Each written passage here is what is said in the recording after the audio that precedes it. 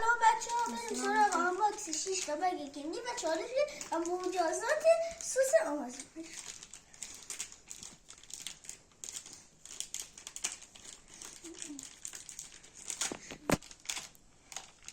ببین چه کارتی داخلش. یه کارت از بارسا بیسیک، دو تا کارت البته هست، یه دونش مورد 89 و سیمونه مورد 84. نوبه برچسبش کنیم. بچه نیمپور سیمونه و دروگو و امضای گاوی. خب حالا بچه ها بریم سراغ من. خب بچه ها بریم پشتش رو نگاه کنیم. یه کار از ادوانس این کار آلبرتو و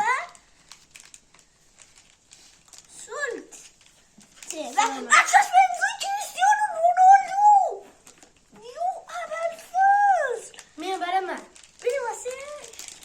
خب شاست امضای رونالدو این آمده چون خب امضای باز چه کاری داخلش سری باز فکر کنم امضا داخل شد. امضا نیست. نه امضا نیست. نمیدونم بکش داخلش بیرون. بگش داخلش بیرون. صدامو ادوانس داروندیم. این کارت تونالا کارت تکراری بود. تونالا و همین کیه؟ اریکانتونا. وای برچسب کلوب آسمینا. خب حالا دوباره این واسه یک تیم دیگه. این دفعه از اینجا. نه این دفعه از اینجا واسه یک این تیم. دفعه از اونجا. این دفعه بس اول اونجا آوازش این دفعه از شما کن دیگه. وازش شما تو وازش